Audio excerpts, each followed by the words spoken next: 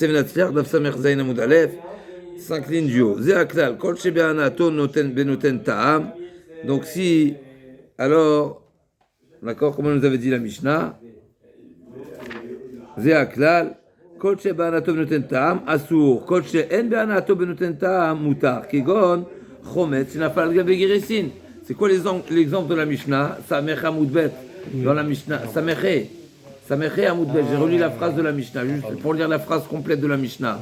Kol she benoten tam asur, d'accord? Kol she en be'anato, kol she be'anato benoten tam asur, kol she en be'anato benoten tam mutar, kegon chomet shnafal gabe gresin. Donc du vinaigre qui est tombé sur des grains concassés. Pourquoi? Parce que c'est noten tam livgam, d'accord? Donc c'est pas un goût qui va être favorable.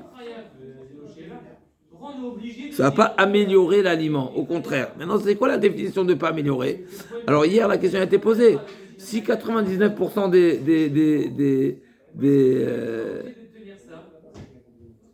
des personnes n'apprécient pas, mais il y a un certain pourcentage qui apprécie, d'accord?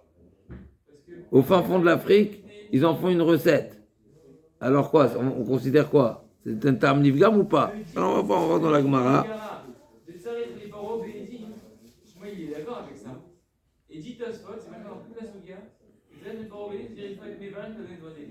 D'accord, donc la phrase. Samerzen, j'ai juste relu la phrase de la Mishnah. La phrase de la Mishnah dans son intégralité, c'est Chomet Shnafal Gabi Gresin, du vinaigre Nesser, donc pas kasher, qui s'est déversé sur des grissines, donc c'est des grains concassés, eh bien ça ne les a pas interdits. Pourquoi? Parce que le vinaigre sur le grain, c'est un tampagoum. C'est-à-dire quoi, c'est un tampagoum? Le vinaigre, il n'est pas favorable pour le grain. D'accord. Méchabéar, non? Non, justement pas, c'est pagoum. C'est pas méchabéar. On est bon ou pas? Et donc le grain, il est pagoum. Et donc, le grain, il n'est pas assourd. Amar Raviuda, Amar Shmuel, Achil Cheta. Cette citation, cette phrase de la Mishnah, c'est ainsi la halakha, à savoir, Kol shebe'anato benoten tam assour. D'accord? Kol shebe'anato benoten tam assour. Kol she'en be'anato benoten tam mutar. Alors la Gemara nous dit comme ça. Notre Mishnah qui nous a dit le chomet. Donc là on passe à Samer Zayin Amud Aleph. Amar Avidamar Shmuel, lo shanu ela shenafal, les torgressin rotrim. Ce vin là, il s'est déversé sur des grains concassés qui étaient rotéards, qui étaient bouillants. Avant n'a pas les torgressin tsonenin. Par contre, si c'était froid, et ensuite, virtichan, nesa kimishish biach, ou basov pagam veasur. Là, on arrive à un chidouche. Tout ce qu'on a dit que noten tam livgam, c'est moutard, c'est si au moment du mélange, le mélange était défavorable. Mais, si au moment du mélange, le mélange n'était pas défavorable, mais ensuite, il y a eu un procédé, par exemple, qui l'a rendu défavorable, par exemple, je les ai mis à bouillir, et bien là, ça restera assourd. Pourquoi? Parce qu'au départ, le mélange, c'était un mélange qui est interdit. On est bon ou pas? Ici, dans Tosfot, c'est rapporté, d'accord, Nehessa,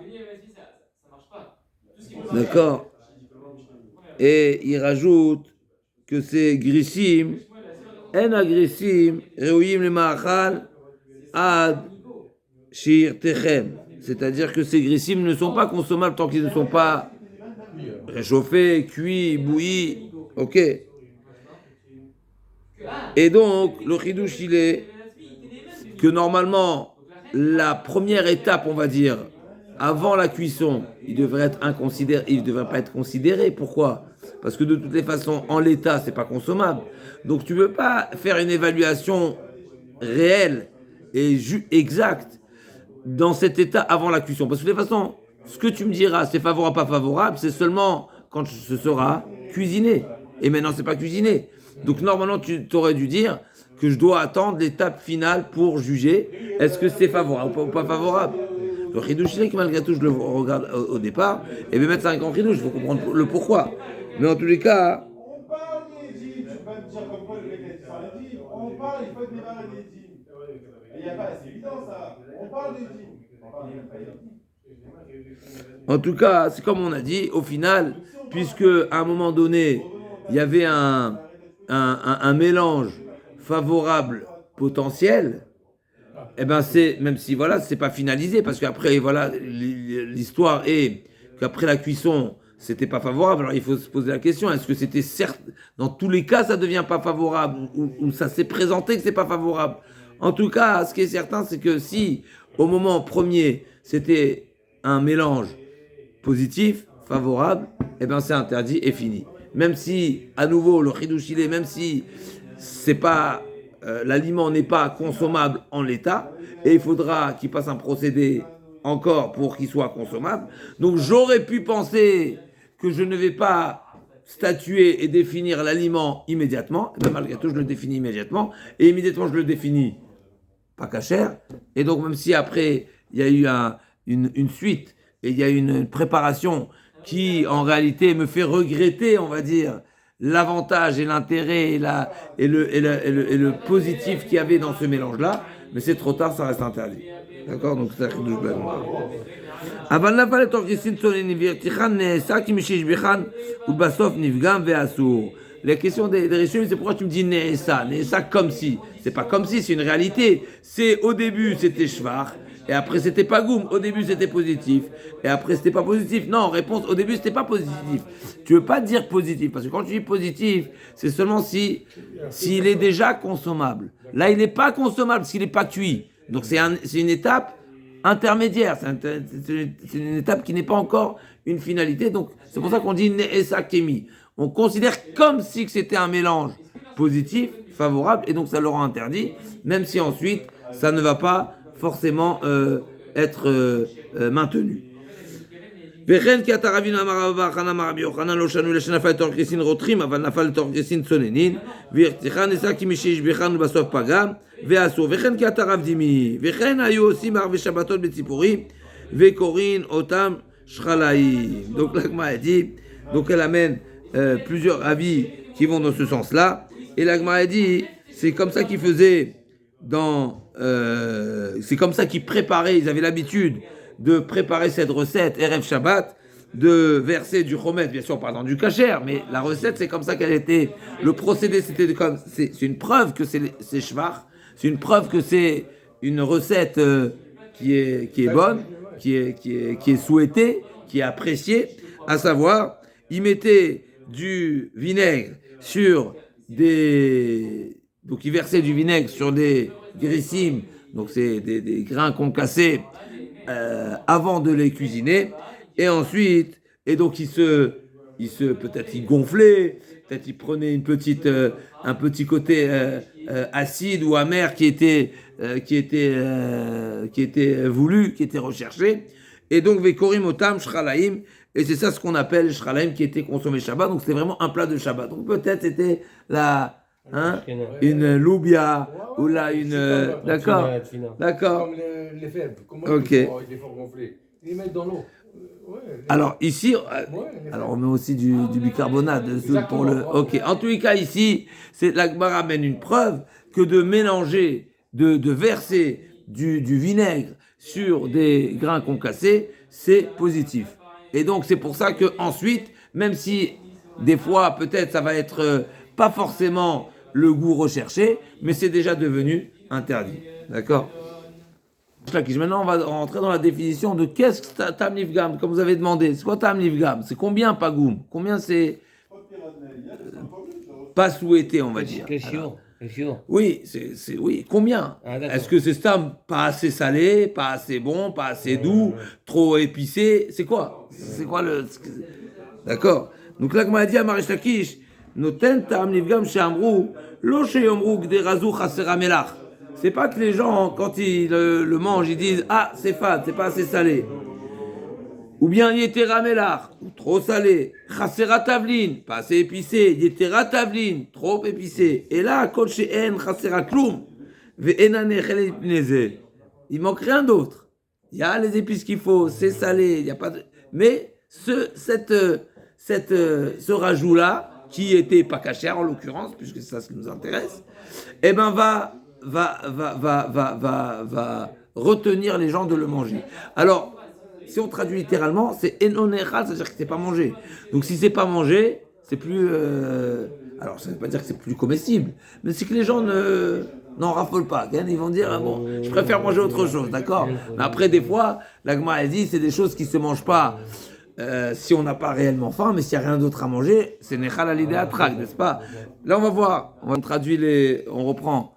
Je sais juste arrêter sur la traduction de la Gemara. Quand la Gemara a dit enonéral, c'est pas enonéral, sinon Rish Lakish il est passé du tout à rien, il est passé aux extrêmes. Il dit un aliment qui est fade et un aliment immangeable, c'est des extrêmes, d'accord? Fade, il y en a qui mangent sans sel, il y en a ou pour le régime ou par goût, n'est-ce pas? Donc il y en a qui mangent très salé et on sera et le commun des mortels serait pas capable de manger certains plats qui sont salés par certaines personnes tellement ils aiment le sel. En tout cas, donc c'est évident que quand Rish Lakish n'est pas passé d'un extrême à l'autre, il dit, tu sais quoi, Gam, c'est pas un peu trop salé ou fade, mais c'est immangeable. Mais non, il fallait dire, c'est ok, il est passé vraiment d'un extrême. Donc il nous dit Rashi, non, c'est pas ça le sens. Le sens c'est que le goût, ça veut dire le mélange, interdit qui s'est rajouté, qui s'est associé à cet aliment-là, lui donne un goût défavorable, pas souhaité. Ça ne veut pas dire que c'est pas mangeable. Et non échal, c'est-à-dire que je suis dérangé, je n'apprécie plus, ou j'apprécie moins plutôt. Ça dénature le goût d'origine. Voilà, c'était pas la recette d'origine. Ça veut dire ce vin, admettons que on a l'habitude de mettre du vin dans un plat, et le vin il a pris déjà une odeur, ou il a pris un goût, et il s'est avéré bichlal que c'est un vin pas cachère. Eh ben, si ça donnait un mauvais goût, ça s'appelle un tam pagoum, et donc il n'y aura pas de problème. C'est un tam qui a été... Comment on peut dire non tam, les vgam? Voilà, c'est... Donc, comme il nous a dit, les mots de Rashi, Kochena Chasera, Shumtikum Nechelet, Vena Nechelet, il dit Rashi, juste lit dans les mots de Rashi, Vena Nechelet Lav Davka. Il ne faut pas traduire littéralement les mots de la Gemara, et non Nechal, que c'est pas mangeable. D'accord? Lav Davka, des Kevan, des Gimata, pour ta, dès le moment où il y a un goût non souhaité, dérangeant, je ne sais pas comment vous pouvez appeler ça, n'est-ce pas? Altéré. Hein? Altéré. C'est quoi la traduction d'altéré? Altéré, c'est que c'est pas le goût classique. Chazak, donc c'est altéré. Chazak, donc un goût altéré, chazak, pour ta, un petit peu, karélé et nanéchelet. Eh bien, ça s'appelle pas mangeable. C'est ça le pas mangeable qui est mentionné ici dans Rish Lakish. Donc à nouveau, c'est pas goum, c'est altéré, chazak ou barof. Ika de amre. Vika de amre. Amar Rish Lakish, noten tam nifgam shamru, en omrim, gidera zu chasera melach, etera melach, chasera tavlin, etera tavlin, et là, hashta miya pagma. Alors, c'est quoi le cas des Amré? C'est que c'est une plus grande koula, c'est une plus grande souplesse.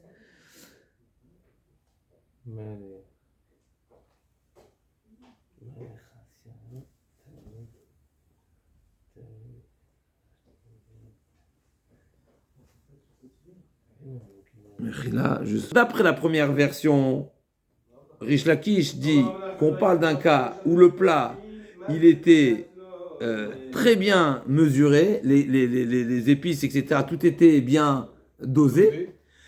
Et le seul problème, c'est ce rajout. Là, c'est ce qu'on appelle pagoum. C'est-à-dire que ce rajout-là, ce issour, ce vinaigre, n'a fait que altérer ce plat. D'accord? Mais si ce n'était ce rajout-là, eh ben, ça aurait été la recette idéale, le dosage parfait. Ça, c'est la première version. J'en déduis. Qu'est-ce qui se passe dans le cas où de toutes les façons, il manque quelque chose? De toutes les façons, le dosage, il n'était pas au rendez-vous. Mais en plus du dosage pas au rendez-vous, il y a également cette... et donc, il y a une double... Si on veut, c'est pas goum à cause de deux raisons. C'est-à-dire, voilà, c'est altéré à cause de deux. Il y a deux causes. Il y a la cause. Il y a la cause du sel, ça qui est un problème gérable, réglable, cachère, il n'y a aucun problème. Et il y a l'autre problème qui est le problème du pas cachère. Mais les deux s'associent pour donner un résultat pas souhaité. D'accord? Eh bien, c'est également, dans ce cas-là, également, j'applique la règle de Tam Nifgam, que ça rend pas l'aliment pas cachère. Je laisse, il est finalement, le Tam aujourd'hui, ce plat aujourd'hui, effectivement, il y a un cumul et il y a une association de causes. Mais au final, le plat n'est pas bon, eh ben, ce sera cachère. Même si, à nouveau, j'ai une association de causes. Donc, il y a deux Au niveau du j'ai le droit de l'améliorer. Je suis au début. On y va. Amar Rabbi Avaou. On revient à des halachot de Amar Rabbi Avaou, Amar Rabbi Yochanan. Deux sujets, deux halachot concernant une tarovet, donc un mélange. À savoir, kol shetamo ou mamasho asur velokin alav. C'est-à-dire que il y a du tamo ou mamacho. Il y a et le goût et la matière. Tout est là. D'accord? On a le issour dans son intégralité. Donc il y a un mélange d'un aliment pas cachère qui s'est mélangé, donc un bout de chazir qui s'est mélangé dans une marmite de viande et en chair et en os. Donc il y a le tam et le mamacho. Il est dans son élément. C'est un élément parfait, d'accord? Il est là, il est présent. Alors, donc s'il n'y a pas eu de bitoul, bien sûr, donc s'il n'y a pas la règle de bitoul, mais donc c'est une tarovet. Donc c'est quoi le chidouche ici? C'est quoi le chidouche de tarovet? C'est que la Torah ne mange pas du chazir. Est-ce que ça veut dire moi je mange du chazir? Non, je mange pas du chazir. Je mange un aliment mélangé au chazir. Est-ce que je suis dans l'interdit? Oui, je suis dans l'interdit. Si le chazir, il est là, donc le chalouf, n'est-ce pas? Il est là dans son intégralité. Il y a de la mamachout, il y a du goût.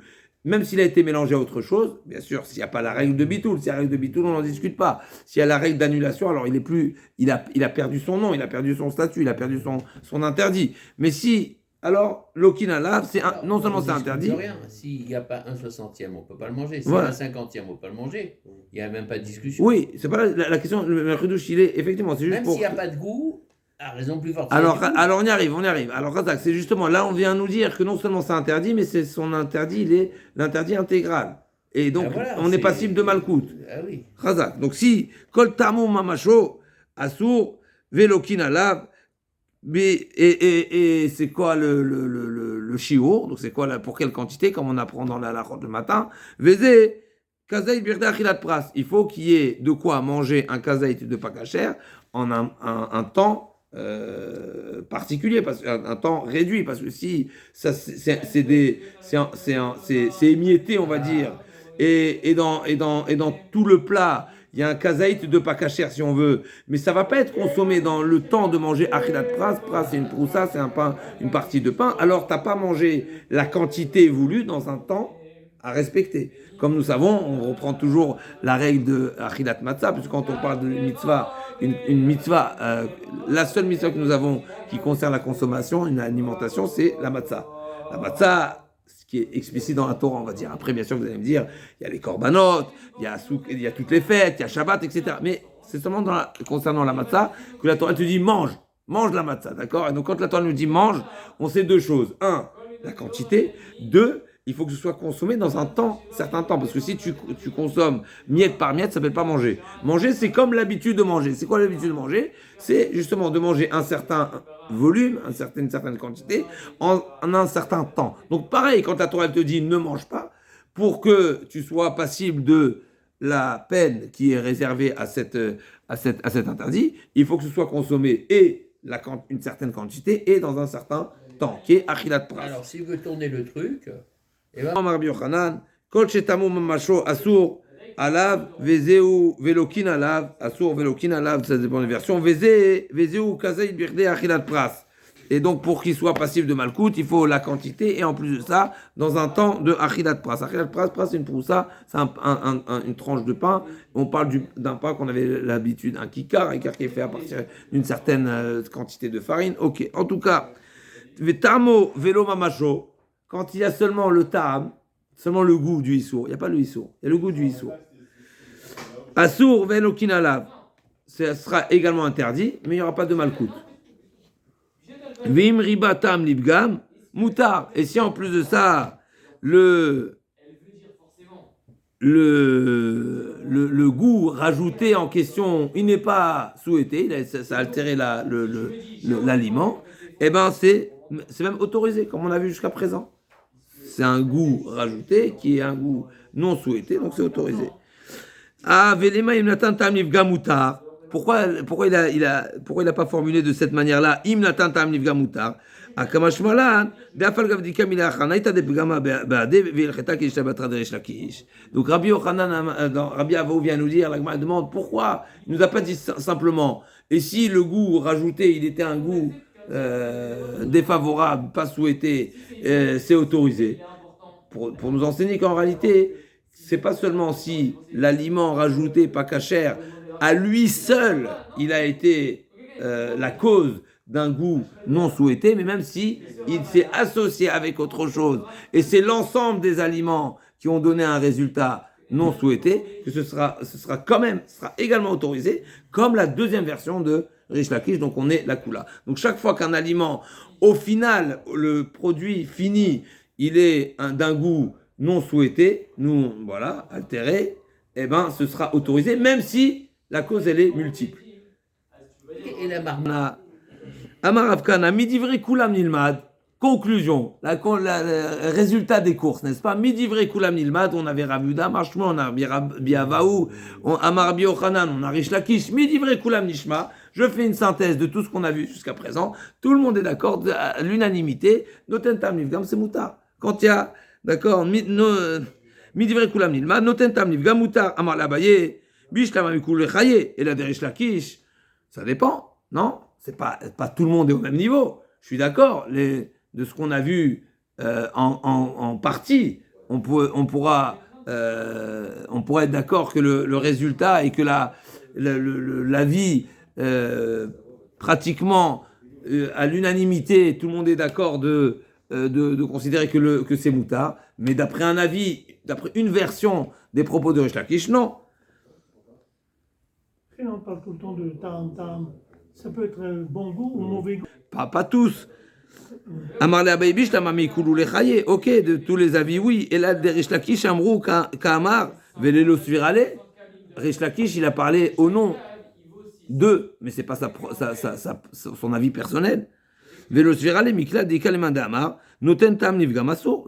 Ça me laisse déduire, à partir des propos de Reish Lakish, ça me laisse déduire qu'il y a des avis qui pensent que non, que c'est interdit. Oui, a priori. La Gemara dit in ve'atanya echa noten tam nifgam ve'echa noten tam nishvach asur. Dit Rabbi Meir. Voilà, j'ai l'avis de Rabbi Meir. À nouveau, Rabbi Meir, il est mahmir. Attention, Rabbi Meir. Rabbi Meir, il est très gentil, mais il est mahmir. D'accord. Donc Rabbi Meir. Je dis il est mahmir relativement à ce qu'on a vu jusqu'à présent. Jusqu'à présent, la Mishnah nous a enseigné, c'est autorisé. Rabbi Meir dit c'est interdit. Ça change pas. Le goût, il est voulu, il est souhaité ou pas. C'est interdit. Que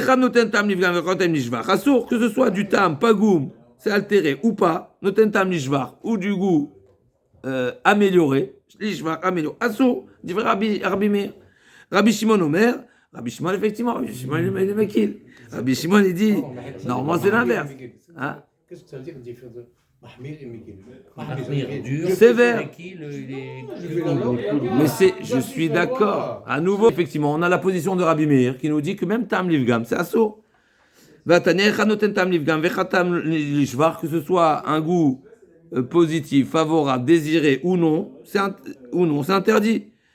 Dit Rabbi Meir, Bishon Omer, Nishvach Asur Livgam Mutar. Maïta met Rabbi Meir. Donc tu as dit Rabbi Meir et Mahmir. Non, bien sûr que non. Rabbi Meir vient avec une source. On apprend de Giroulé Nochim. Giroulé Nochim, on sait très bien. On a lu il y a quelques semaines, quand on a fait la guerre contre Midian, c'était une guerre particulière, puisque c'était, si je ne me trompe pas, la première guerre où on nous a raconté que les Bnei Israël ont pris le butin. Donc le butin, quand on parle de butin, on parle également des... Oui, mais par rapport à ce qu'on est en train de discuter, oui, ça c'est les biens, mais on ne pas... Les... Oui, ça c'est pas... Oui, mais non. Oui, Chazak, seulement s'il a été battel. Seulement s'il a été battel, seulement si on l'a annulé avant. Mais donc il faut qu'un goïs annule la Vodazara pour pouvoir en prendre possession. Sinon on ne peut pas la prendre. Mais par contre, il y a quoi? Tous les accessoires de cuisine. Ah oui, Donc tu as des marmites. Qu'est-ce que tu as fait avec les marmites? Il fallait les cachériser. Et comment on les a cachérisées? La Torah nous demande de les cachériser. Il demande à Rabbi Meir, mais pourquoi tu les cachérises? Quand ils ont cuisiné la veille, mais c'est du pagoum. Le goût, comme on a dit tout à l'heure, le goût qui était la marmite, elle est propre aujourd'hui, hein, bien sûr, elle est propre, je l'ai même poncée. Surtout, c'était en argile à l'époque, sûrement. Chazak, alors elle fait mort. Mais malgré tout, l'Agma a dit, elle considère que tout goût qui a été absorbé, qui est imbibé dans les fûts, dans la vaisselle, si c'est de la veille, mais le goût il est dénaturé. On va dire ça comme ça, il n'est pas aussi frais, et donc ça ne va pas donner un goût favorable, souhaité. Et donc c'est du ta'am pagoum, comme on l'a dit, c'est la règle. À la khalema, c'est ça, tout le monde est d'accord. C'est pas seulement Rabbi Meir qui pense ça. Tout le monde est d'accord qu'un ustensile qui a été utilisé pour cuisiner, même cuisiner, donc à chaud, ça cuisiner du pas cachère, le lendemain, le goût qui pourrait s'extraire de cette marmite-là, c'est un ta'am pagoum. Et quand même la Torah m'a demandé, m'a exigé de le cachériser. J'en déduis que quoi? Qu'un ta'am pagoum, il est au cerf, que même du goût qui est altéré, et ben il rend interdit. C'est la preuve de Rabbi Meir, une preuve béton.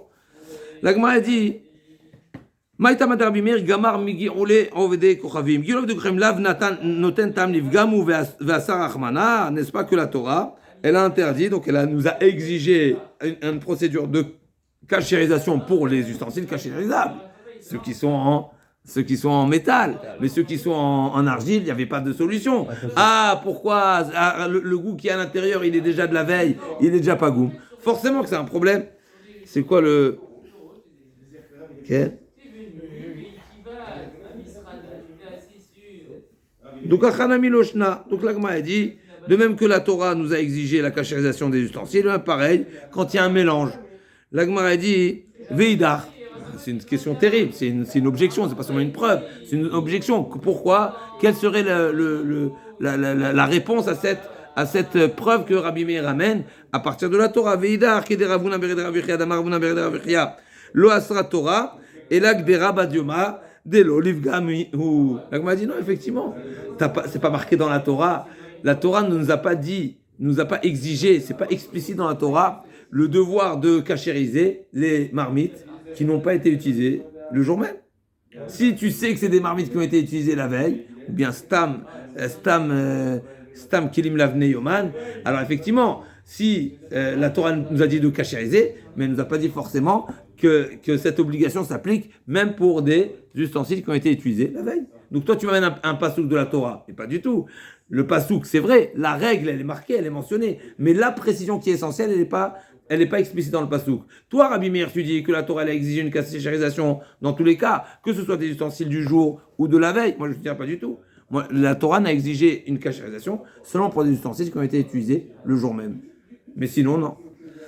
Veidach, derabatioma, nami iefchar, de l'opagma pourta. Rabbi Meir, il dit, tu as raison, c'est quoi, je vais dans ton sens. Je suis d'accord avec toi qu'il y a une différence entre un ustensile qui a été utilisé aujourd'hui et celui de la veille. Mais même celui du jour, est-ce que tu peux dire que le goût qui va être extrait de la marmite, est-ce que c'est un tam qui est frais? Non, il n'est pas frais le goût qui va sortir. C'est déjà du reconditionné, n'est-ce pas? C'est pas du frais. Donc Rabbi Meir il dit, au final, il y a un niveau, on va dire, il y a plusieurs paliers de pagoum, de goût altéré, mais ce qui est certain, c'est que Rabbi Meir considère que tout ta'am qui est absorbé dans les ustensiles, il est considéré pagoum, à un certain niveau. Parce qu'a priori, Rabbi Meir lui-même, il est d'accord qu'il y a une différence entre celui du jour et celui de la veille. Ça, on est d'accord. Et l'un, il est pagoum total, c'est évident, mais même le ta'am du jour, il est partiellement pagoum, il n'est pas si frais que ça. Et malgré tout, la Torah m'a demandé de le cachériser. Ça veut dire que le ta'am livgam, cette notion de livgam, elle n'est pas universelle, elle n'est pas aussi simple que ça. Et d'après Rabbi Meir, c'est également interdit. Donc, il y a le pagoum pour ta. Rabbi Shimon Maïtama de Tanya. Maintenant, ça c'est la réponse qu'on a à la preuve de Rabbi Meir. Donc Rabbi Meir il est venu avec une preuve, et on a répondu à sa preuve. Maintenant, nous on cherche à savoir l'avis opposé, qui pense qu'un tam livgam c'est autorisé, un tam altéré c'est autorisé. C'est quoi sa preuve? Ok, il a répondu à la preuve de Rabbi Meir, ça on est d'accord, mais il n'a pas de preuve inverse. La Gemara dit oui, et la Rabbi Shimon Maïtame de Tanya, à partir de la Braïta, l'autre ochlou kol nevela, la Torah nous a interdit de manger la nevela. La nevela, c'est la bête qui est morte sans shrita, elle est morte naturellement, ou l'oméchané, elle est nevela, elle est morte sans être abattue, sans avoir été abattue par sans être égorgée. Kol nevela, l'autre ochlou kol nevela, vous ne mangerez pas une bête qui est morte. La guerre Sher Bisharecha, Kol Areuya, les guerres qui rouya nevela. La Torah, elle te dit, tu sais quoi, qu'est-ce que tu fais avec la bête pas cachère? Ben, tu peux le donner à la guerre. Quelle guerre? Pas n'importe quelle guerre. Le guerre, c'est pas le converti, parce que le converti, il est tenu également à manger cachère. La guerre, on parle de guerre toshav, comme on a vu dans les pages précédentes. C'est quoi le guerre toshav? 3 avis. Est-ce que c'est celui qui a pris celui uniquement de ne pas de renoncer à l'idolâtrie, ou bien qu'il a pris sur lui les 7 mitzvot noachid, ou qu'il a pris sur lui l'intégralité de la Torah, à l'exception du kasher. D'accord? En tous les cas, celui-ci s'appelle Ger Toshav. Ça existait, ça. Ça existait. Il prend tout sauf ça. Il n'est pas converti. Il s'appelle Ger Toshav. C'est un bon citoyen. Mais c'est un bon citoyen qui a des droits. N'est-ce pas? Il prend la Teudat Zehut et il a les aides sociales. Alors, pas les aides sociales, dans la Torah, c'est marqué, il y a l'obligation de le soutenir. S'il a une difficulté financière, d'accord, donc c'est incroyable. Il n'est pas juif, mais il est pratiquant. Pratiquant combien? 3 avis. Ou bien il n'est tellement pas idolâtre. Eh bien, il peut déjà habiter à tes côtés et tu as le devoir de le soutenir. C'est incroyable. Déjà, le fait de renoncer à l'idolâtrie, incroyable. Même pour le goy, c'est déjà suffisamment important à tel point que tu as la mitzvah de le soutenir. D'après certains, c'est les 7 mitzvahs de Noachid, donc c'est déjà plus. C'est qu'il remplit son devoir en tant que goy. Il a 7 mitzvahs de Noachid, mais à nouveau, il respecte les mitzvahs, tu as un respect particulier envers lui. Sinon, laisse-le. T'as pas forcément. D'après un autre avis, non, seulement s'il prend tout. En tous les cas, sur ça c'est marqué dans la Torah. Donc la nevela tu le donneras au guerre, donc ce guerre toshav qui mange du pas kasher. Et donc on apprend de ce pasouk.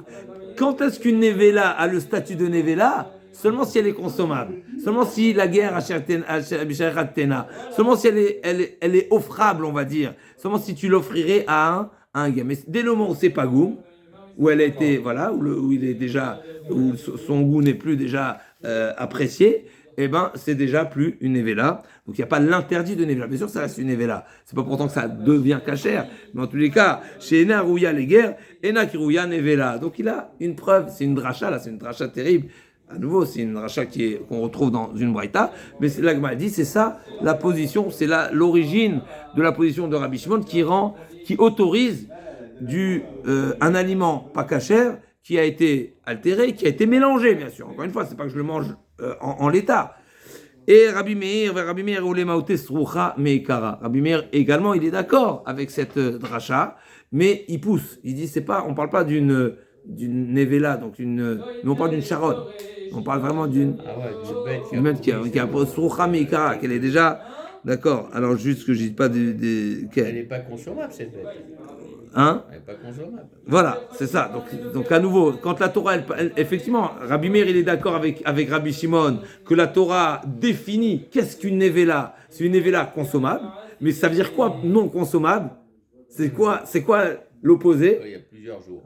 D'après certains, c'est seulement si elle a été, voilà, elle a pris un peu l'air, elle a pris un peu d'humidité, l'air plutôt, elle a quelques jours. Déjà, on sait très bien que une viande qui a quelques jours, d'après, elle a une certaine, elle perd de qualité. Et d'ailleurs, c'est halachique, c'est pas seulement. Pourquoi 3 jours? Parce qu'une viande de 3 jours n'était pas cachée à consommer en tant que korban. On sait qu'un korban, il n'est pas consommé plus que 2 jours. 2 jours et une nuit, c'est au maximum. Et une fois qu'il a 3 jours, c'est déjà plus de la viande. Quelque part, de la viande à servir au bon Dieu. Et c'est pour ça que certains autorisent de manger les merguez, n'est-ce pas, pendant les 9 jours. Pourquoi?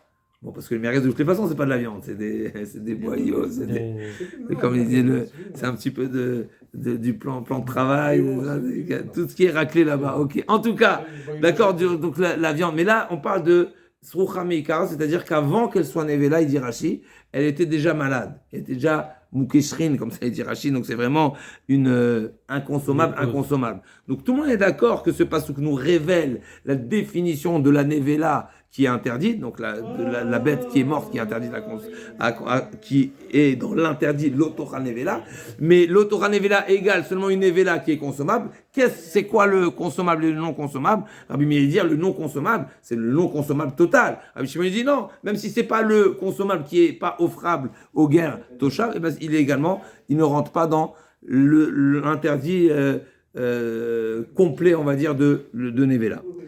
Rabbi Shimon Tzrucha Meikar Alotsecha Miuta Afra Be'almaou. D'après Rabbi Shimon, il dit mais non, mais le pasouk, il n'a pas besoin de nous parler de ce qui n'est pas consommable du tout. Si c'est pas du consommable du tout, mais c'est de la poussière.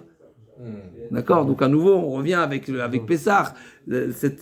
Alors, mais on revient toujours à un problème de définition, un manque de définition, parce que la Rabbi Shimon, il a poussé. Il dit si elle est Tzrucha, c'est déjà du Afar.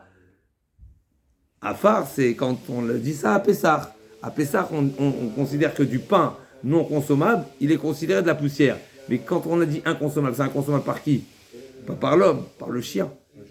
Mais la viande qui a été sroucha, peut-être qu'elle est consommable par le chien. Et si Bémet n'est pas consommable par le chien, alors effectivement, je comprends Rabbi Shimon et Rabbi Meir, il sera difficile. Parce que si c'est pas consommable du tout, même pas par le chien, alors c'est sûr que c'est plus de la viande. C'est du hafa. Ok, donc ça c'est là. Par des rongeurs peut-être. Tout, mais